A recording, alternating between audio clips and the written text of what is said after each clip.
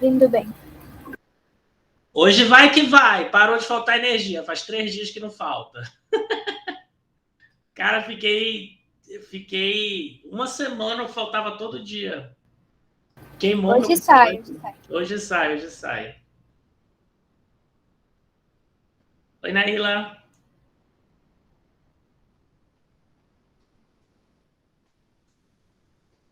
Esperar o pessoal entrar. Eu moro no Beirol, na Pedro Lazarino, entre Leopoldo e Giovino. Tinha dado pau no transformador aqui no canto. Aí eles ajeitavam, no dia seguinte caía. Eles ajeitavam, caía. Aí deu aquela chuva do final de semana também. Esperar o pessoal entrar e a gente já começa. Eu botei para gravar já e tem alguns gravados aqui na memória do computador que eu ainda não tive tempo para subir para o Classroom, para o YouTube. Mas aí acho que de hoje para sábado eu coloco todos os vídeos que estão atrasados lá. Pelo menos os que eu gravei. Que a aula que a gente teve no laptop, acho que eu dei aula para vocês usando o laptop um dia, eu não cheguei a gravar lá. Oi, Vani.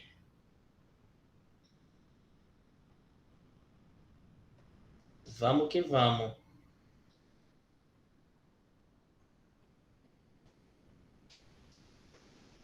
Tô com o Popper aqui.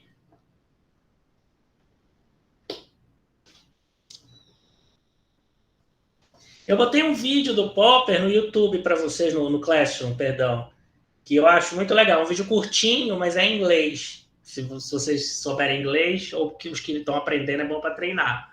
Se acostumem. Tá no Classroom já? Tá, eu botei acho que ontem ou anteontem. Quer ver? Ó, deixa eu mostrar para vocês aqui. O pessoal vai entrando. Professor? Fala, Thalissa. Boa tarde. Como é que você faz para gravar? Porque a gente está tentando gravar para uma outra matéria, aula, só que a gente não sabe onde mexer. Tem várias formas, mas gravar uma aula de algum professor ou gravar uma coisa de vocês? Não, é uma aula da professora, porque não tem como ela gravar. Aí, como a internet é ruim, né? Vive caindo. Entendi. Na verdade, é ela que grava, porque ela não está sabendo mexer. É porque eu não quero ser enxerido com ela, que eu não sou tão próximo deles assim, mas eu podia ensinar ela como é que grava. A gente usa a conta da Unifap para dar aula, e na conta da Unifap do Google Meet tem a opção para gravar a aula. Daí a gente põe para gravar a aula dentro do próprio Google Meet. Ela não tem espaço no HD dela. Mas é por isso que eu não deixo salvo no meu HD. Eu baixo e coloco no YouTube. Só que ela não deve saber botar no YouTube também. Então, aí é o problema. Ela não quer colocar no YouTube, professor. Tem a galera essa galera às vezes mais vaidosa não gosta. Eu não tô nem aí, eu ponho tudo as besteiras que eu falo no YouTube. A opção que tem para vocês, de casa, é alguém que tem um PC com desktop bom e uma placa de vídeo boa, de repente, gravar a tela, gravar o que está na tela. Eu posso fazer isso aqui do meu desktop, sem usar o aplicativo do Google. Eu posso usar a minha placa NVIDIA, eu aperto aqui Alt Z, ele abre um layout e fala assim, gravar. Aí ele começa a gravar a minha tela. Como a galera que faz assim streaming de YouTube, essas coisas, faz. Então, se vocês... Já tem que ser algum de vocês é algum nerd bom de informática. Né? A pessoa põe para gravar a tela dela, a tela que está aqui na frente do computador dela, aí a professora está dando aula lá do lado dela e vocês aqui estão gravando o que está acontecendo na tela do computador de vocês. Depois que terminar, tem o arquivo e aí vocês disponibilizam para os colegas a pessoa que gravou. Professor, é um aplicativo que a gente faz isso? Cara, tem várias formas de fazer isso. Tem programa de computador, mas tem que ser um computador bom para fazer. No meu caso, é um aplicativo, é um programa de computador que veio com a minha placa de vídeo, a minha NVIDIA. Eu aperto Alt Z e ele abre aqui a opção para gravar a tela. Mas tem várias formas de fazer isso daí, tá? Por isso que eu falei, tem que pegar um nerd para fazer. Não tem nenhum aí viciado em computador, os meninos, geralmente. Os homens que são mais dessa área, mas isso não impede uma das mulheres aí também ser nerd com isso. Nenhum de vocês faz vídeo de YouTube e tal, porque é o mesmo esquema. Foi para gravar. Ou procura na internet como gravar a tela do computador. Vai no Google aí e descobre. É só vocês gravarem a aula do lado de vocês. Tá? Vamos começar, que já tem bastante gente. Deixa eu fechar aqui. Não, já tá compartilhando. Opa, tem mais gente entrando. Vamos começar. Já tô meio zureta hoje, porque eu tô com muita coisa atrasada com essa coisa da energia e hoje eu passei a manhã trabalhando. Vamos voltar no senhor Popper. Eu não lembro exatamente onde eu parei, mas foi logo no começo, então vamos começar do início mesmo, tá? Então, ele inicia a discussão dele, de novo, o principal inimigo dele aqui são os que ele chama de indutivistas, que é a galera que pega diz que a teoria ela se faz a partir da observação empírica somente, você observa a realidade, tira dali assertivas menores e a partir daí constrói uma teoria geral, né? Peraí, que é o que ele chama do problema da inferência. E aí o que ele vai dizer é que, do ponto de vista da filosofia, você não consegue fazer teoria assim, nada te autoriza a partir do singular e fazer uma regra geral universal. Por quê? Porque não é o fato de que o sol nasceu todo dia, eu dei esse exemplo para vocês na aula passada, que o sol nasceu todo dia no passado, que ele vai nascer amanhã no futuro. Eu posso até achar que ele vai, eu posso até prever que ele vai, eu posso até supor que ele vai, dada a experiência passada. Mas não, isso não é uma verdade absoluta, eu não tenho capacidade para saber isso com certeza com C maiúsculo. Eu não tenho como ver o futuro, né? Por mais que eu tenha muita certeza disso, eu não tenho como, do ponto de vista epistêmico, afirmar isso categoricamente, tá? É esse o ponto do que ele está chamando de o problema da indução, né? Que os indutivistas, os positivistas da época dele, os indutivistas fazem, eles alegam que é possível fazer isso, e ele está mostrando que não é. Outro exemplo que ele dá é o exemplo dos cisnes no texto que eu mostrei para vocês, que é um exemplo do Kant, se eu não me engano, que ele fala que não é porque todos os cisnes que eu já vi na minha vida são brancos que todos os cisnes no universo são brancos, só porque os que eu observei são brancos. Pode ter um cisne negro lá na Austrália, que eu não sei nem o que é a Austrália ainda, porque no século XVIII não se sabia o que era o continente da Austrália, o subcontinente australiano, então pode ser que tenha um cisne negro lá que eu não sabia nem que existia. Tá? Deixa eu pegar aqui os meus grifos, a gente segue deles. Essas duas primeiras passagens eu li para vocês na aula passada, deixa eu partir para a próxima, logo na página 29. Mais precisamente, ó.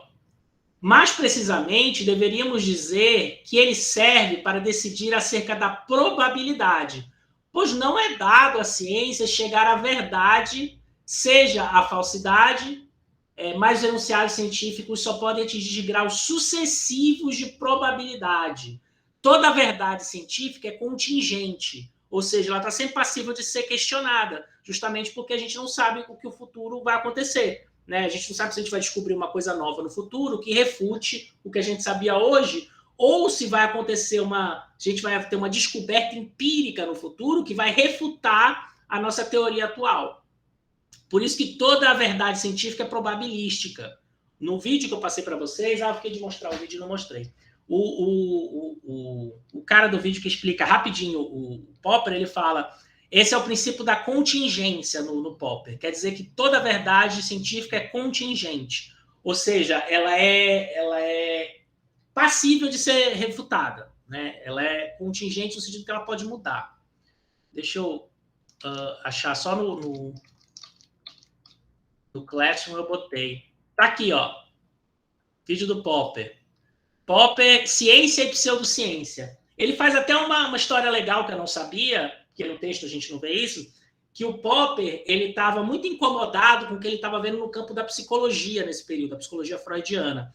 Ele está, ao mesmo tempo, olhando o que está acontecendo com o Einstein, que as descobertas do Einstein são desse período, e as afirmações da psicologia, que se diz ciência. E aí o Popper ele vai mostrar que a psicologia não é ciência. Pelo menos a psicologia desse período. Talvez os behavioristas que vão aparecer mais na segunda metade do século XX, vocês não estudam psicologia, vocês não precisam saber, mas a galera do behaviorismo ali é mais científico. Mas o pessoal que escreveu ali a partir do Freud, né, o Jung, não é científico a coisa. Por quê?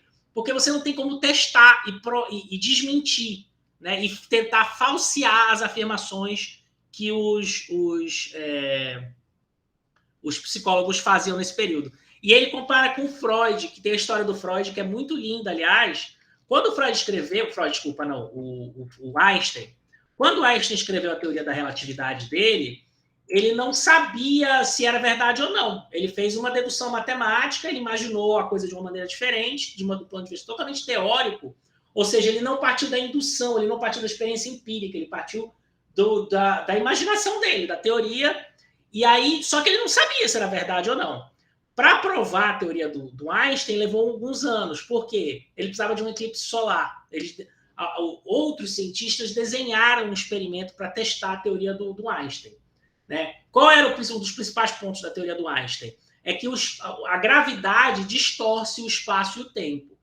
Né? O tempo e o espaço não são absolutos, eles são relativos. É a constante e a velocidade da luz, e a gravidade distorce o espaço e o tempo. Como é que foi o experimento que eles desenharam para tentar provar isso? Era observar uma estrela no céu próxima do Sol. Por quê? Porque a luz dessa estrela, quando viesse, deixa eu fazer por aqui, quando a luz dessa estrela viesse, se aproximasse do Sol, como o Sol tem uma gravidade muito grande, ele ia fazer curva na luz da estrela. Então, uma estrela que, teoricamente, estaria durante o dia atrás do Sol, porque a gente sabe a posição dela à noite, a gente sabe onde ela está. Então, de dia vai ter o Sol lá, a gente não consegue chegar ela, mas ela está lá. Aí a ideia é que essa estrela seria visível, mesmo durante o dia, porque, mesmo ela estando atrás do Sol, porque a luz faria a curva. A luz, quando chegasse perto do Sol, ia fazer uma curva e você ia conseguir enxergar a estrela, mesmo ela não estando na sua frente. Mesmo ela estando atrás do Sol. Que é um negócio fantástico, você vê uma coisa que não está lá, né? Está atrás de outra coisa. Só que a única forma de fazer esse experimento seria durante um eclipse solar, porque não tem como a gente ver a estrela, porque a luz do Sol tapa tudo. Né? E aí esse experimento foi tentado 3 vezes. Né? As 2 primeiras foram durante a Segunda Guerra, durante o período ali início, meio da Segunda Guerra, e você não conseguia fazer o experimento, porque você tem que ter um eclipse solar, e aí você tinha que ver onde é que vai ser o eclipse solar. O eclipse solar vai ser na Sérvia. Aí a Sérvia estava em guerra. Tem a história dos cientistas que foram com os equipamentos deles lá, tentando atravessar a fronteira para fazer o experimento. Aí os nazistas paravam eles e falavam: o que é isso aqui? Esse monte de treco aqui. Não, é um experimento. Que nada, vocês são espião. Aí mandava eles embora, ou prendia eles, os cientistas. E aí as 2 vezes que eles tentaram, eles não conseguiram. Eles conseguiram aqui no Brasil, no interior do Ceará, se eu não me engano. Que aí teve um eclipse que foi no Brasil. O Brasil estava em guerra, a guerra era lá na Europa, não era aqui. Os cientistas vieram para cá e testaram e tentaram falsear a teoria do Einstein. Esse é o ponto do Popper que a gente vai ver mais para frente. Você não tenta provar a teoria, você tenta desprovar a teoria o tempo todo. Você tem que estar o tempo todo questionando se o que você está dizendo está errado. E confrontando aquilo com o maior número possível de situações nas quais você imagina que a sua teoria não vai funcionar. Né? Você tem que procurar situações limites que desprovariam a sua teoria. E ao fazer isso, você consegue cada vez mais tornar a sua teoria mais forte. Mas ela nunca se torna uma verdade absoluta. Ela sempre você pode achar um experimento novo que prova que naquelas condições a tua teoria não funciona. Então, essa é a sacada do Popper. Tá? Vamos continuar com o livro aqui agora.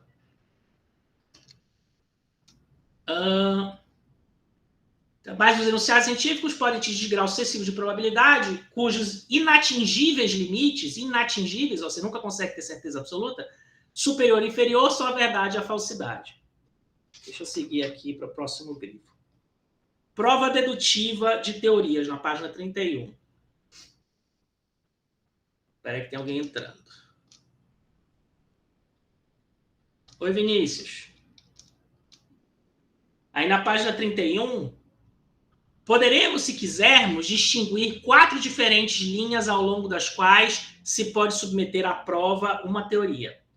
Há, em primeiro lugar, a comparação lógica das conclusões umas com as outras, com que se põe à prova a coerência interna do sistema. Isso é a prova matemática, né, nas ciências duras, é o raciocínio dedutivo. Mas que é possível fazer com as ciências sociais também, se você está nesse registro das ciências duras. Né? Você pode ter assertivas científicas que você compara uma com a outra e vê se o sistema como um todo é coerente. Tá? Por exemplo, existe a teoria do voto psicológico na ciência política. O que a teoria do voto psicológico diz? Diz que em determinadas condições o sistema eleitoral leva ao bipartidarismo. Que condições são essas? A principal delas é você ter um sistema eleitoral majoritário, onde você só tem um cargo em disputa e as pessoas precisam votar para decidir quem é que vai ocupar aquele cargo. É a eleição para presidente da República, por exemplo, quando só tem um turno. Ou são como funcionam as eleições todas nos Estados Unidos, onde você tem o voto distrital. Né? O que acontece numa situação dessa? Você tem... Deixa eu abrir aqui um Word para explicar para vocês. Você tem...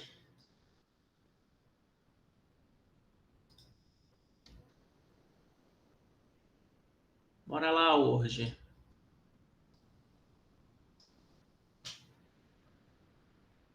Tá aí. Você tem... Deixa eu aumentar.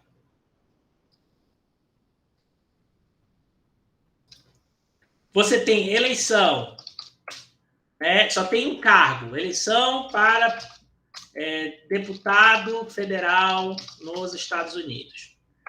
São 430 e poucos deputados federais que tem nos Estados Unidos. Aí eles pegam esses 400 e tantos deputados federais e dividem o país inteiro em 430 e poucos distritos. Cada distrito vai eleger um deputado federal só. Então, a eleição é para um deputado federal. Diferente do Brasil, tá? Onde os distritos aqui são os estados. E aí cada distrito tem uma proporção diferente de deputados de acordo com o número de cidadãos. São Paulo elege mais de 80 deputados federais, o Amapá elege 8. Então, o distrito aqui elege 8 deputados federais. Nos Estados Unidos, todos elegem um. É assim que funciona a eleição distrital. Daí lá você tem o primeiro candidato que está na frente na pesquisa de opinião, candidato republicano, né? No distrito A, você tem o candidato republicano que está com, digamos, 38% da intenção de voto. Aí você tem o candidato lá mais, porque a eleição lá é muito partidarizada. Você tem o candidato democrata que está com 45% da intenção de voto. E aí você tem o candidato socialista, e tem outros partidos lá, tá? Não é só o Partido Democrata, o Partido Republicano, não. É que os outros não ganham eleição nunca. E eu vou mostrar para vocês por que não. Você tem o Partido Socialista, que está com 4% de intenção de voto. E aí você tem o Partido Liberal, que está com 2% de intenção de voto. Aí você tem o Partido Comunista, que está com 1% de intenção de voto. Aí isso aqui sai nas pesquisas de opinião, né? Tem eleição, tem pesquisa de opinião. Você, eleitor, quando você vai votar, você olha para isso aqui e aí você quer votar. Aí você é um cara super de esquerda, um anarquista e tal, lá nos Estados Unidos. Então você odeia o Partido Republicano e o Partido Democrata. Você não gosta de nenhum dos dois. Você vota no Partido Comunista lá. Né? Você gosta dos comunistas, você se identifica com eles. Só que se você votar comunista, você está jogando o teu voto fora, percebe? Isso aqui não vai ganhar nunca. Nenhum desses três vai ganhar a eleição de forma alguma. Então você tem que fazer um cálculo mental. Eu voto no Partido Republicano ou no Partido Democrata? Eu odeio os democratas, eu não gosto de democrata. Né? Eu acho um monte de liberal sujo. Mas eu odeio muito mais o Partido Republicano. Então eu faço um cálculo, que aqui no Brasil a gente chama de voto útil, para votar nos democratas, porque eu não quero que os republicanos ganhem. Mas, na verdade, o que eu queria mesmo era o comunista. Todo mundo faz esse cálculo, e aí todo mundo vota republicano, democrata, republicano, democrata, republicano, democrata. Resultado, vai ganhar... Deixa eu abrir aqui, que tem alguém querendo entrar. Vai ganhar a eleição, ou republicano ou democrata. Aí, digamos que nesse distrito aqui, ganha o republicano. No distrito B, que também tem uma vaga só em disputa, você tem republicano com 41% dos votos, democrata com 39% da intenção de voto, você tem socialista com 5% da intenção de voto, você tem liberal com 2% da intenção de voto, e comunista com 2% da intenção de voto. Mesma situação, percebe? Situação muito parecida. E aí aqui todo mundo vai pensar a mesma coisa e vai votar também ou republicano ou democrata. Mesmo as pessoas que não gostam desses dois partidos, né, ou que estão na extrema direita ou na extrema esquerda desses partidos e que não gostam da liderança, mas não tem outro jeito, porque ele vai votar em quem? Vai votar no liberal, que não vai ganhar a eleição? Então você vota, aí aqui todo mundo vota pensando dessa maneira, e aí o resultado final da eleição vai dar aqui democrata. E aí isso se repete em todos os 430 e tantos distritos. Democrata e republicano, democrata e republicano.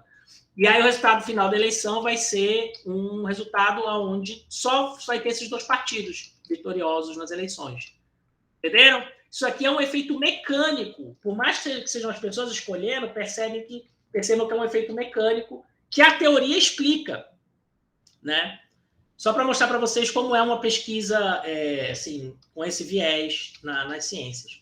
Vamos voltar para o Popper, vai? Então, ele começa as fases, né? Você tem, em primeiro lugar, uma comparação teórica. Você avalia se a teoria é coerente. Né? Nas ciências duras, isso aqui é feito com a matemática, que trabalha as deduções teóricas. Há, em segundo lugar, a investigação da forma lógica da teoria com o objetivo de determinar se ela apresenta o caráter de uma teoria empírica ou científica, ou se é, por exemplo, tautológica. Também é um exercício que está junto com o primeiro. Está no plano das ideias, está no plano da dedução teórica. Em terceiro lugar, vem a comparação com outras teorias, com o objetivo, sobretudo, de determinar se a teoria representará um avanço na ordem científica, no caso de passar satisfatoriamente a várias provas. Então, nessa terceira fase, você tem as duas primeiras para avaliar se você tem uma teoria coerente, ou seja, se ela é coerente dentro de si mesma. No terceiro lugar, você vai avaliar qual é a relação dessa nova teoria com as teorias existentes, se elas refutam as teorias existentes, se elas aprofundam as teorias existentes, qual é a relação delas. E aí o quarto passo é o mais importante de todos, que é a comparação por meio da aplicação empírica. Né? Mas não é qualquer comparação. Você vai pegar as teorias e testar para ver qual é a que está mais certo. Então, você vai procurar falsear uma das teorias. Você vai tentar descobrir qual é a que está errada. Não é demonstrar que está certa, é descobrir a que está errada. Parece a mesma coisa, mas não é. É um exercício completamente diferente. Porque se você está procurando só demonstrar aquilo que você já disse, você vai só escolher os dados que te ajudam a afirmar aquilo que você já sabe, ou aquilo que você está afirmando. É o que o pessoal que estuda metodologia chama nos Estados Unidos de cherry picking. Cherry picking. Ou seja, você está escolhendo só a cereja, né, do teu dado empírico. Você está escolhendo só aquilo que te interessa para mostrar aquilo que você está dizendo. Isso não é ciência. Tá? A ciência você tem que ver aonde que a teoria está errada, se é que ela está errada em algum lugar. Então, o tempo todo, o Popper está procurando falsear as afirmações dele. Né? E ciência, em essência, ela se caracteriza por criar afirmações falseáveis. Ou seja, afirmações que você pode testar empiricamente para ver se elas estão erradas. Não para ver se elas estão certas. Vamos seguir aqui. Na página seguinte. Importa acentuar que uma decisão positiva só pode proporcionar alicerce temporário à teoria, pois subsequentes decisões negativas sempre poderão constituir-se em motivo para rejeitá-la. Aquilo que eu falei para vocês já, a verdade científica ela é contingente. Né? Você sempre pode ter, no futuro, descobertas que vão rejeitar a teoria que já existe. Nada que lembre a lógica indutiva aparece no processo aqui esquematizado. Nunca suponho que possamos sustentar a verdade de teorias a partir da verdade de enunciados singulares. A lógica indutiva, ele está explicando para a gente, não faz nada disso que ele explicou aqui agora. Na lógica indutiva, você parte de observações que você está vendo na realidade e, a partir daí, você soma elas e chega a uma verdade. Né? Você observa que todos os cisnes que você viu, né, na sua fazenda, na sua cidade, são brancos, e aí você vai e afirma que todos os cisnes no mundo são brancos. Ou então você observa que o Sol nasceu todos os dias, esquentou a pedra, e a pedra se esquentou ao mesmo tempo, portanto, é o Sol que esquenta a pedra. Né? Você faz uma inferência a partir de uma observação empírica. Não é isso que é ciência para o Popper. Ciência para o Popper é isso que ele descreveu anteriormente, onde você vai tentar falsear as suas ideias que você constrói antes. O exercício primeiro é o da sua imaginação, é o da sua dedução. Né? Você vai pensar na teoria antes de olhar para a realidade. E aí, você precisa, depois que você cria a sua teoria, pensar em modos de tentar falseá-la, em modos de testá-la para ver se ela está errada, não para ver se ela está certa.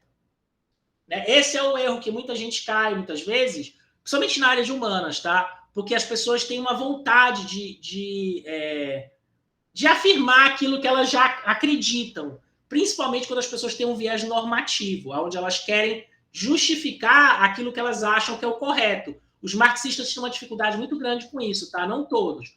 Por quê? Porque eles querem lutar contra a desigualdade, lutar contra a injustiça que eles veem no mundo. Então, as teorias deles sempre têm embutidas nela esse viés. Então, o tempo todo eles estão tentando mostrar a injustiça, né? Mostrar o mundo que é cruel, que é desigual e que precisa ser melhorado.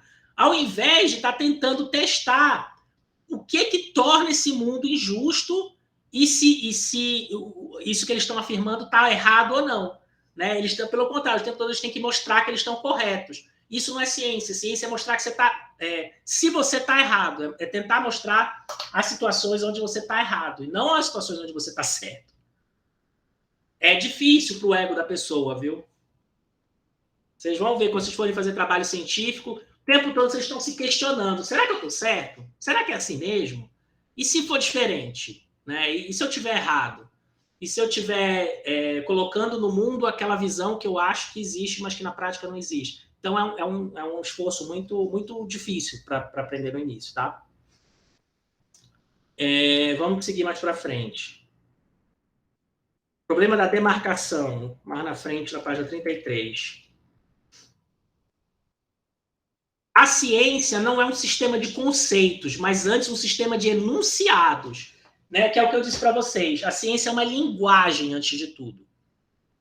E essa linguagem, ela se faz através de afirmações falseáveis. Esse é o núcleo do Popper.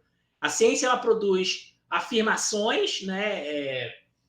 Ideias afirmativas, frases que você pode testar na realidade para tentar falseá-las. Por exemplo, no caso do Einstein, o espaço e o tempo são relativos. A velocidade da luz é absoluta e a gravidade distorce o espaço e o tempo. Você pode testar isso, você pode tentar ver se está errado, né? Que é o que as pessoas tentaram fazer logo na sequência. Então, a ciência ela é cheia de enunciados. Esses enunciados, você tem que tentar falseá-los. Existem enunciados que não são científicos. Por quê? Porque eles são impossíveis de ser falseados, de ser testados. A religião é isso. Deus existe. Como é que você vai provar? Como é que você vai tentar falsear isso daí? Não tem como. Uma afirmação do tipo... Por isso que religião e ciência não tem como se entender, né, nesse registro. Outro enunciado, Deus é bom. Como é que você vai testar, falsear isso daí? Não tem como. Então, enfim, é isso que demarca a ciência daquilo que não é ciência para o Popper. Estou acompanhando, né? Não faltou a internet aí, não. Professor, Fala. eu fiz um link aqui, eu queria saber do senhor qual é essa relação que tem tanto de indutivistas e dedutivistas, eu posso dizer assim, com a teoria do conhecimento do Descartes, entendeu? Porque já era algo mais esquematizado também, né? Eu teria que preparar uma aula de Descartes para ti com mais calma. O Descartes é muito anterior ao Popper, tá? O Popper é mais já bebeu no Descartes, já é mais avançado. O que eu sei do Descartes é que ele é puramente dedutivista. Ele não acredita que a realidade informa a teoria. Ele acredita que a teoria é produzida apenas no plano mental, no plano da dedução. Né? Por isso que ele é um matemático. Na matemática, as coisas são assim, elas são puramente dedutivas. Não existe realidade na matemática. Você pode usar a matemática para fazer ciência, mas a matemática mesmo não se pauta pela realidade. Inclusive, muita teoria matemática é completamente abstrata, né?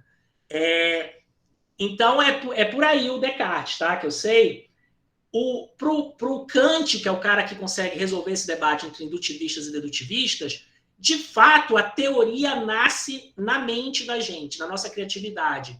Nasce na partir da dedução. Mas toda teoria, para ser científica, ela tem que ser passível de ser falseada empiricamente, para usar a palavra do Popper. Né? Não existe ciência puramente dedutiva. A ciência tem que ter conexão com a realidade, tem que ter, né, diálogo com a realidade. E a tua ideia, a tua dedução, a tua teoria, ela pode se provar falsa e errada, portanto, do ponto de vista científico. Tem muita coisa que é provado verdadeiro matematicamente, ou seja, faz sentido do ponto de vista lógico, matemático, mas que na realidade não existe. Né? Você tenta aplicar aquilo numa teoria real, em alguma situação real, e a teoria, na realidade, não funciona. Mas, do ponto de vista teórico, ela é completamente coerente, ela não tem nenhuma falha matemática. É um pouco essa relação, não sei se eu me expliquei bem, mas é por aí. Tá? E para o Popper, o Popper é bem kantiano nesse sentido. A dedução vem primeiro, não é a indução. Mas essa dedução ela é contingente a ser transformada em enunciados falseáveis, onde você vai tentar ver se a realidade desmente aquilo que você está dizendo. E quanto mais você conseguir provar, né, em situações de testes empíricos que a sua teoria se sustenta, mais forte ela vai ficar. Mas ela nunca vai ser completamente, absolutamente verdadeira com V maiúsculo. Porque você sempre no futuro pode achar um teste empírico ou uma teoria que consegue explicar melhor as coisas que derruba a tua. Que é o caso do Einstein com o Newton. Tá? A teoria newtoniana sobre a gravidade foi completamente desconstruída pelo Einstein, que apresentou uma teoria nova, aí você testa as duas e vê qual é que está mais certo, ou a que está mais errada, né? No caso do Popper, para dizer melhor. E a que está mais errada é a do Newton, ou seja, tem situações onde a teoria newtoniana ela não funciona, ela só funciona na situação macro, na situação micro ela não funciona. E na situação super macro ela não funciona também, né? Quando mexe com gravidade, estrelas, galáxias, a teoria newtoniana não explica o funcionamento.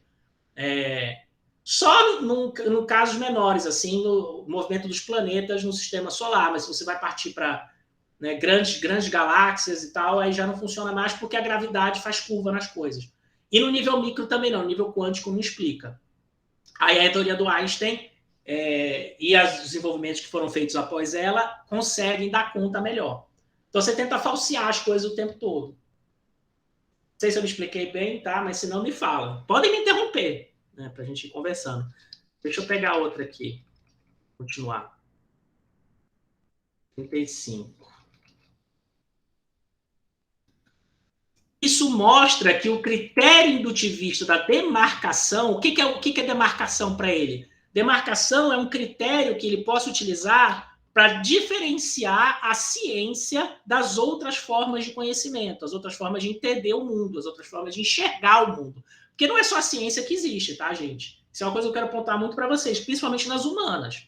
A gente tem a perspectiva científica nas humanas, no sentido do Popper, mas existem outras perspectivas de pesquisa nas ciências humanas que não tem a ver com ciência. Pelo menos não ciência nesse sentido. Por mais que elas digam que elas são ciências, elas não são, né? No sentido que a gente está trabalhando aqui, o Popper. O Popper ele quer um critério de demarcação que diferencie as ciências das demais formas de conhecer o mundo. E ele está criticando aqui o critério indutivista, que ele diz que o critério indutivista não serve, porque você não consegue estabelecer verdades gerais a partir de observações individuais. Você não consegue ter essa certeza absoluta que os indutivistas dizem que tem. E aí o critério que ele vai achar, né, que eu estou mostrando para vocês já, é a coisa da falseabilidade. Né, de você produzir uma teoria que você vai tentar falsear na realidade. Vamos continuar aqui. Isso mostra que o critério indutivista da demarcação falha no traçar uma linha divisória entre sistemas científicos e metafísicos. Ele quer diferenciar a ciência das outras coisas.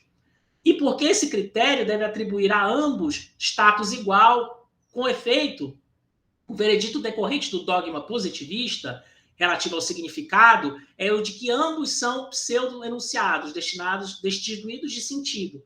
Assim, ao invés de afastar a metafísica das ciências empíricas, os positivistas levam à invasão do reino científico pela metafísica.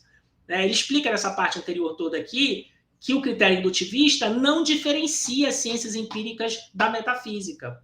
Né? Eu não vou recuperar toda a demonstração dele, mas ele está tentando demonstrar por que a indução não serve. Para diferenciar, do ponto de vista teórico, metateórico, filosófico, a ciência das outras formas de entender o mundo. Contrastando, deixa eu partir mais para frente, vai. Essa parte é interessante. Meu critério de demarcação, porque é um critério que ele elegeu, tá? Não é uma coisa que ele tirou da realidade. É uma coisa que ele escolheu. Ele quer diferenciar a ciência das outras formas de entender o mundo. Então, ele quer achar um critério que consiga fazer isso de uma maneira mais precisa. Né? Mas isso é uma escolha que ele fez. Cada um, né, faz a sua escolha do jeito que quiser. Mas esse é o que faz mais sentido para a maioria dos cientistas. Meu critério de demarcação deve, portanto, ser encarado como proposta para que se consiga um acordo ou se estabeleça uma convenção. Portanto, isso aqui é uma verdade intersubjetiva. Para que a pessoa que está fazendo ciência no Brasil hoje consiga dialogar com a pessoa que está fazendo ciência na Austrália daqui 50, 100 anos. Eles têm que estar no mesmo registro do ponto de vista metafísico, senão não tem conversa. A ciência é um instrumento muito poderoso para estabelecer diálogos, porque você consegue estabelecer verdades. Né? Por mais que elas sejam contingentes, elas não sejam absolutas, elas permitem que um autor científico consiga dialogar com o outro e, a partir daí, construir um conhecimento comum.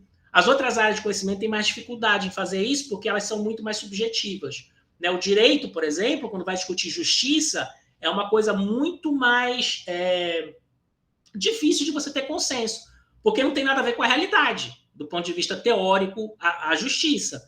Né? Inclusive, tem toda a discussão sobre o multiculturalismo, onde as ideias de justiça ocidentais não tem nada a ver com as ideias de justiça de comunidades tradicionais, de comunidades africanas, de indígenas, do Oriente. E aí você não tem como dialogar as coisas, porque você vai ter uma postura ideológica de um lado e uma postura ideológica do outro. E aí você querer impor a justiça ocidental, né, em Timor-Leste, por exemplo, quando você está fazendo uma ação lá, uma ação internacional, como o Brasil fez, quando o Timor-Leste se tornou livre, da Indonésia, se eu não me engano, né, o Timor-Leste virou um país próprio, com língua portuguesa, o Brasil foi lá fazer ação. Você não consegue fazer justiça com os critérios do mundo ocidental, porque lá eles têm outra ideia de justiça. Né? A ciência não, a ciência você consegue, porque um cientista olha para o que o outro fez e fala, realmente, você está certo, eu estou errado. Na justiça, não. Você não tem com essa facilidade de falar, você é que está certo e eu que estou errado.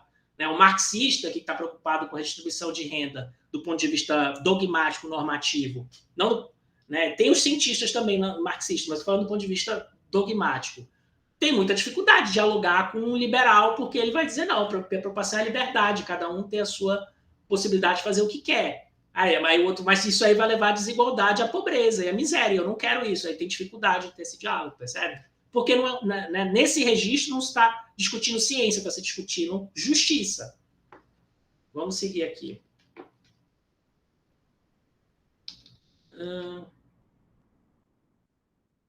Deixa eu pegar meus grifos.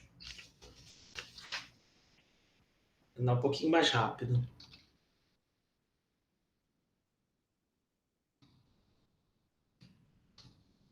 Página 38. Isso quer dizer que sua forma deve ser tal que se torne logicamente possível verificá-los ou falsificá-los. Aquilo que eu disse para vocês, a coisa da falsibilidade. Schlick diz, um enunciado genuíno deve ser passível de verificação conclusiva.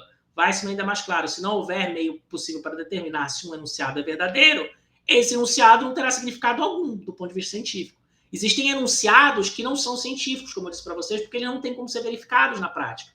Pois o significado de um enunciado confunde-se com o método de sua verificação. Ora, a meu ver, não existe a chamada indução. Nesses termos, inferências que levam a teorias partiram-se de enunciados singulares verificados por experiência são logicamente inadmissíveis. Consequentemente, as teorias nunca são empiricamente verificáveis. Né? Aquilo que eu falei para vocês, a ciência não produz verdades absolutas. Se quisermos evitar o erro positivista de eliminar, por força de critérios de demarcação que estabeleçamos os sistemas teóricos de ciência natural, deveremos eleger um critério que nos permita incluir no domínio da ciência empírica até mesmo enunciados insuscetíveis de verificação. Ele está dizendo que se você não produzir enunciados não verificáveis, você não está fazendo ciência. Contudo, só reconhecerem um sistema como empírico ou científico se ele for passivo de comprovação pela experiência. Então, sistemas puramente dedutivos não são científicos. A matemática não é ciência para o Popper. Ela pode ser usada para fazer ciência, mas ela em si não é ciência. Por quê? Porque a matemática, uma prova matemática, ela não se prova pela realidade, ela se prova pela consistência interna do sistema matemático que você está mostrando, que você está tentando provar. A prova matemática não tem nada a ver com experiência empírica. A experiência real tem a ver com a consistência do sistema matemático. Então, matemática não é ciência para o Popper, tá? Essas considerações sugerem que deve ser tomado como critério de demarcação não a verificabilidade, mas a falseabilidade de um sistema, que é o que eu estou dizendo para vocês. Em outras palavras, não exigirei que um sistema científico seja suscetível de ser dado como válido de uma vez por todas, em sentido positivo. Exigirei, porém, que sua forma lógica seja tal que se torne possível validá-lo através de recursos a provas empíricas em sentido negativo. Deve ser possível refutar pela experiência um sistema científico. Você sempre tem que estar podendo provar que ele está errado. Assim, um exemplo bom aqui. Assim, o enunciado choverá ou não choverá aqui amanhã não será considerado um enunciado empírico, porque esse enunciado você não consegue falsear.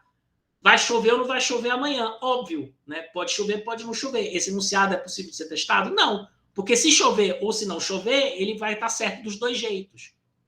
Assim como a crítica que eu costumo fazer aos marxistas, assim como aqueles que dizem que tudo é culpa do capital, seja a desigualdade, seja as reformas que o Estado faz para mitigar a desigualdade, não é científico, porque você não tem como testar ou falsear. Eu falei isso para vocês na aula passada, muitas teorias, muitas discussões marxistas, até hoje, não todas, tá, gente? Tem umas que são muito boas e científicas, mas eles vão dizer que o neoliberalismo ele gera pobreza, gera desigualdade, porque o capital ele explora o trabalho, etc. Aí você pega e mostra para ele como evidência empírica o fato de que no maior momento do neoliberalismo atualmente, que foi na década de 90, com a queda do Muro de Berlim, o avanço do sistema liberal americano, você teve aqui no Brasil os maiores avanços de política social. Então, se o neoliberalismo gera desigualdade, como é que você prova que o neoliberalismo está gerando justiça social no Brasil? Que o Estado brasileiro estava promovendo o SUS, criando Fundeb, criando Previdência, assistência, Bolsa Família, 1001 coisas. Como é que você prova, desmente isso? Aí o marxista vai dizer, não, mas aí o capital está fazendo isso para se manter no poder. Ele cria uma outra explicação que dá na mesma, entendeu? O capital está aí está fazendo isso só para manter o trabalhador oprimido. É como se você dá uma coisinha para o trabalhador para ele continuar submisso àquela situação do trabalho. Então, esse enunciado não é empírico, não é científico, porque tanto faz o resultado. Quer dizer, o capitalismo ele é ao mesmo tempo responsável pela desigualdade e, ao mesmo tempo, ele é responsável pela igualdade. Dessa explicação, percebem? É esse tipo de enunciado, vai chover ou não. Então, esse enunciado não é científico, porque você não consegue falsear ele. Se tudo se explica a partir do capital e você não tem como desmentir o enunciado, então isso não é ciência. Tá? Se você for colocar dessa maneira. Não sei se eu me fiz entender bem. Enfim, seguindo o Popper aqui.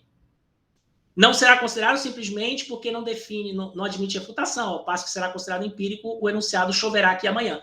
Se você leva a sério e fala o capitalismo gera desigualdade, aí esse enunciado é científico, porque você vai testar se gera ou não, e em que condições ele gera. E aí você vai descobrir as condições onde o capitalismo está gerando mais desigualdade e em condições onde a explicação a partir do capitalismo não funciona, que você tem que achar outras explicações.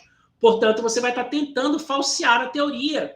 E aí, até onde ela consegue explicar, ela vai ser verdadeira. Mas a partir do ponto onde ela não explica mais, o enunciado, o capitalismo gera desigualdade, ele vai deixar de ser verdadeiro. Você vai ter que arrumar uma outra explicação para explicar o que está acontecendo na realidade. Né? Você vai ter que achar uma outra explicação para explicar por que o SUS foi criado no Brasil. Por que a educação básica brasileira avançou tanto de 1988 para cá. Você tem que achar uma outra explicação, que não passa mais pelo capitalismo, não passa mais pela economia, não passa mais pelo marxismo clássico. Você vai ter que ter outras explicações, né? Mas tudo bem, você vai atrás de outra explicação. O problema é quando o marxista ele fica muito ideológico e ele... Eu estou usando marxista aqui de Cristo, tá? Mas você pode achar isso liberais que fazem a mesma coisa, você pode achar, né, qualquer área das ciências humanas que fazem isso. Mas o problema, voltando ao que eu disse, é quando o marxista pega a afirmação dele e tudo ele quer explicar pela mesma explicação dele. E aí, quando a explicação dele não funciona, ele transforma a afirmação dele nesse tipo de afirmação aqui, aonde tanto faz, ele vai estar certo sempre. Né? Se eu falar que choveu ou não vai chover amanhã, eu vou estar certo. Né? Eu sempre vou estar certo, porque vai chover ou não vai chover amanhã. Mas isso não é ciência. Você não tem como falsear isso aqui. Deu para entender?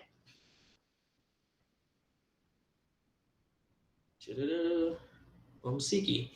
Qualquer coisa me interrompam, tá, gente? Se estiver difícil, se não deu para pegar alguma coisa.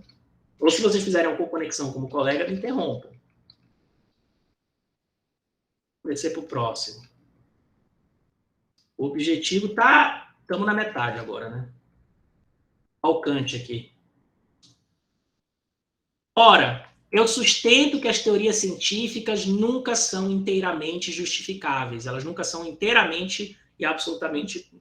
Já peguei várias passagens ele falando isso. Só para ilustrar isso de novo. Nunca são inteiramente justificáveis ou verificáveis, mas que, não obstante, são suscetíveis de serem submetidos à prova. Não é porque não é porque a ciência não produz verdades absolutas que ela não produz verdades. Ela produz testes submetidos à prova que são verdades até a medida em que você conseguiu provar aquilo. Né? Além daquilo, não é mais verdade. Direi, consequentemente, que a objetividade dos enunciados científicos reside na circunstância de eles poderem ser intersubjetivamente submetidos a teste. O que quer dizer isso? Quer dizer que qualquer pessoa, partindo dos mesmos princípios, das mesmas condições, pode chegar ao mesmo resultado. A ciência tem essa capacidade de se comunicar. Um cientista daqui ou um cientista em outro lugar do mundo, se fizer o teste do mesmo jeito, vai chegar à mesma conclusão. Por isso que é intersubjetivamente. Entre pessoas. Pessoas diferentes podem submeter o mesmo teste e chegar objetivamente ao mesmo resultado.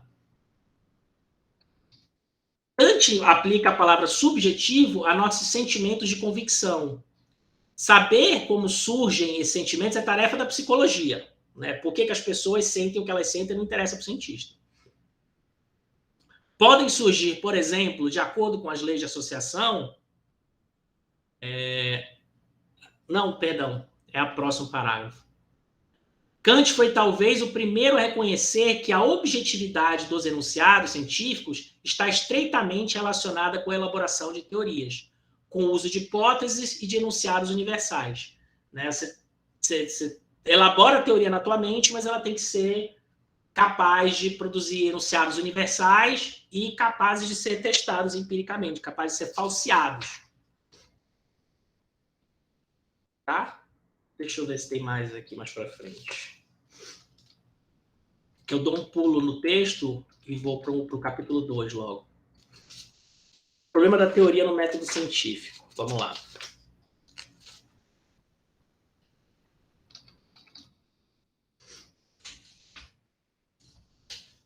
Tem só mais uma parte aqui interessante que eu quero explorar com vocês.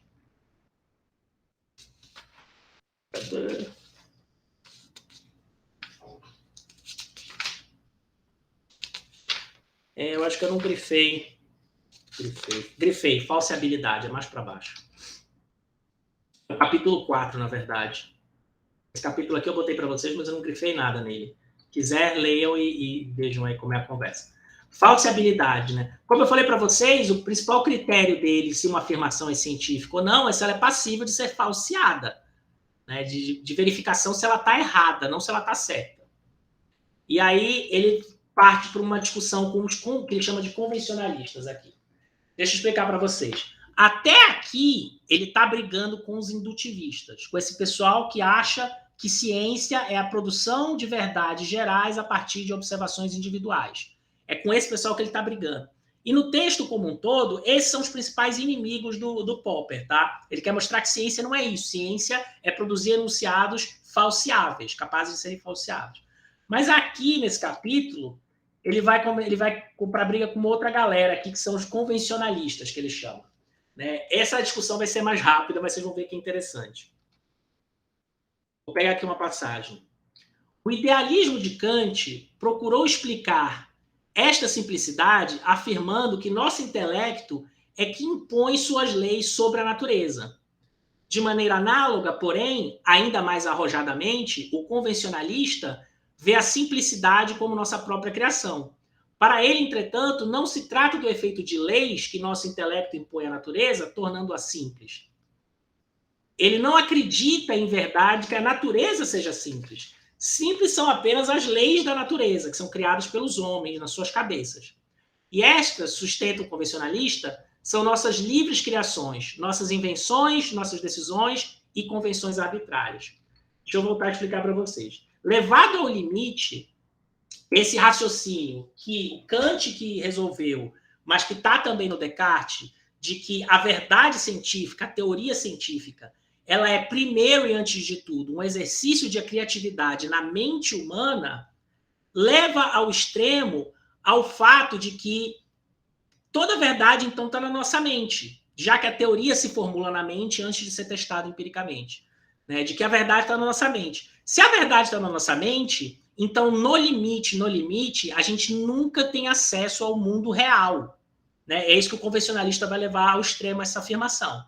No limite, se a teoria e a verdade científica se produz a partir do raciocínio dedutivo na nossa mente, né, se as teorias elas não são geradas a partir da realidade, mas elas são geradas a partir da nossa criatividade mental, depois você testa ela para o Kant, tá? Depois você vai testar se está errado ou não. Mas ela nasce na tua mente. E você sempre está recortando o mundo real a partir das teorias que você as formula na cabeça. Mas o mundo real, ele não é formado por leis da natureza. O mundo real é o mundo real. Ele funciona como ele funciona. Até onde a gente entende que ele funciona. Né? Mas ele é o que ele é. Ele não existe uma racionalidade inerente à natureza. A não ser que você acredite em Deus. Tá? Porque aí Deus é uma racionalidade inerente à natureza. Mas, assim, do ponto de vista científico, não existe essa verdade. E o que a gente consegue fazer são criar as nossas teorias na nossa mente. Então, se isso é verdade, o convencionalista vai dizer, então a gente não tem acesso à realidade. Se a gente não tem acesso à realidade, como é que a gente sabe que a realidade existe? O convencionalista vai dizer. É a galera é a galera da Matrix, tá? Que acha que a gente vive na Matrix. Esses são os convencionalistas com que ele está discutindo aqui. É a galera que pega essa discussão e leva para esse extremo de dizer, tá, então eu posso estar vivendo numa simulação. Tem todo um pessoal que discute teoria da simulação, se vocês podem procurar na internet, né? Simulation Theory, que são as pessoas que dizem que, na verdade, a gente não existe, que está todo mundo vivendo numa simulação. Aliás, que eu não tenho como saber se vocês existem aí do outro lado, na sala de aula, e vocês não têm como saber se eu existo de verdade. Né? É essa discussão que está colocada aqui. Então é coisa pesada, sabe? Dizer se o mundo existe ou não. Vamos ver a resposta que o Popper dá, porque é isso que ele está colocando o problema aqui agora. Agora ele vai discutir com essa galera. Né? Até aqui ele estava discutindo com a galera que acredita na realidade, que acredita que a realidade existe. Os indutivistas acreditam até demais, o Popper vai dizer. Eles acham que a gente consegue, que as teorias que estão na nossa cabeça podem ser produzidas a partir de uma verdade presente na realidade. Ele vai dizer isso não acontece. O que existe são as nossas teorias que depois a gente pode testá-las e falseá-las empiricamente. Mas a teoria nasce na nossa cabeça, ela não nasce na realidade. Né? Aí os convencionalistas vão dizer, então não existe realidade. Se está tudo na nossa cabeça, vamos ver o que o Popper diz sobre esse assunto. Tadadã. Vamos partir dessa segunda parte aqui. A filosofia do convencionalismo é digna de grande crédito pela maneira como ajudou a esclarecer as relações existentes entre teoria e experimento. Né? Então, ele não desmerece, tá? A galera que acredita em simulação, a galera que acredita que a gente está na Matrix. Ela reconheceu a importância tão pouco notada pelos indutivistas da parte desempenhada pelas nossas ações e operações planejadas de acordo com raciocínios dedutivos e convenções na condução e interpretação dos nossos descobrimentos científicos. O que ele está dizendo aqui? Os convencionalistas têm um mérito importante, que é apontar que a teoria se constrói na nossa mente, ela não se constrói a partir de uma realidade empírica da natureza. A realidade empírica que a gente acha que está vendo na natureza é uma construção da nossa cabeça já. É isso que ele está dizendo. E os convencionalistas têm um mérito muito grande de chamar atenção a isso. Eu vejo o convencionalismo como um sistema autossuficiente e defensável. Portanto, é um sistema coerente para ele. É uma discussão que, dentro de si mesma, você não consegue achar buraco nela. Ela faz sentido. Não é de supor que tenham êxito as tentativas de nele apontar incoerências. Então, o Popper ele não consegue achar incoerência no pessoal que acha que a gente está vivendo na Matrix. Contudo, e apesar disso, considero um sistema positivamente inaceitável. Aqui ele faz uma escolha, né, de dizer, tudo bem, pode ser que eles tenham razão, mas eu não vou trabalhar nesse registro de que está todo mundo vivendo na Matrix. Apoia-se ele numa ideia de ciência, de seus objetivos e propósitos, inteiramente diversa da minha. Enquanto ciência, não peço qualquer certeza final e, consequentemente, não chego a ela. O convencionalista procura na ciência um sistema de conhecimento alicerçado em bases definitivas, para usar a frase de Dingler. O que ele está criticando os convencionalistas aqui? Os convencionalistas, assim como os indutivistas, estão procurando certezas absolutas, certezas finais, verdades com V maiúsculo. E ao fazer isso, os indutivistas estão errados. Ele mostra, né, aqui pela discussão que ele faz nos capítulos anteriores, que os indutivistas estão objetivamente incoerentes. Não faz sentido o que eles estão dizendo. Os convencionalistas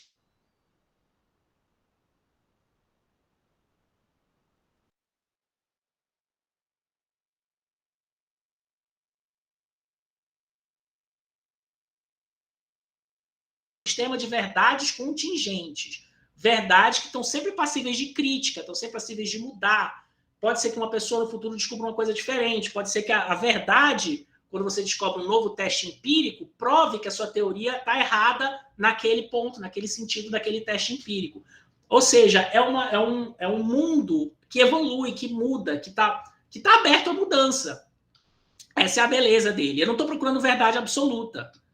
Os convencionalistas estão, porque eles estão procurando uma verdade absoluta quando eles não acham, a conclusão deles é que a gente está vivendo na Matrix.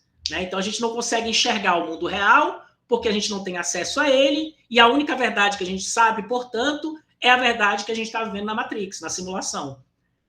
Que é a única verdade que eu consigo ter, do ponto de vista absoluto, com V maiúsculo. É a única certeza que eu posso ter do ponto de vista metafísico, tá? Não do ponto de vista científico. Que a gente está vendo, até porque é uma pergunta não científica, se a gente está vendo ou não na Matrix, é uma pergunta científica, porque como é que você vai provar se você está vendo a Matrix ou não? Não é uma pergunta científica, tá? Mas é uma verdade absoluta. Você trabalha como isso, como uma verdade absoluta. E o Popper está dizendo, eu não quero verdade absoluta para a minha vida. Isso não é uma coisa que me atrai. É uma escolha que ele faz. Ele não consegue desprovar, mas ele faz essa escolha. Esta meta pode ser atingida, pois é possível interpretar qualquer dado sistema científico como um sistema de definições implícitas. Tal. Aí ele segue aqui. Eu acho que já até acabou meus grifos aqui. Se vocês quiserem continuar vendo a discussão deles com os convencionalistas, continuem lendo. Mas eu queria pontuar que isso aqui é um outro pessoal com quem ele está discutindo. E a resposta que ele dá é muito interessante, porque ele fala, eu não sei, eu não consigo mostrar que esses caras estão errados, não. Eu consigo mostrar que os positivistas estão errados, que os indutivistas tem um problema de coerência interna da lógica deles que está errada. O pessoal da teoria da Matrix eu não consigo provar, não, que eles estão errados. Tá bom?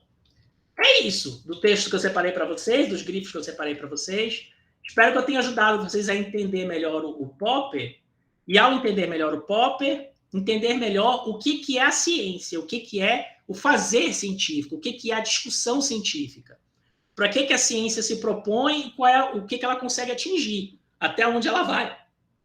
Né? E o que a gente pode esperar dela. Porque quando você começa a esperar coisas que a ciência não tem como te fornecer, você cai em problemas. Né? É o pessoal que espera verdades absolutas da ciência. A ciência não tem verdades absolutas.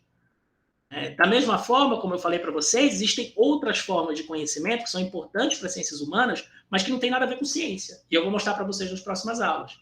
E que são passíveis de debate, de discussão, de pesquisa, mas não são nesses termos que o Popper está colocando. Tá bom? Dúvidas, provocações? Como é que vocês estão aí? Ok. Professor, estou perdida. A internet está horrível aqui, então eu perdi muita coisa. Tá falando muito, então vou assistir a aula para... Tá gravada.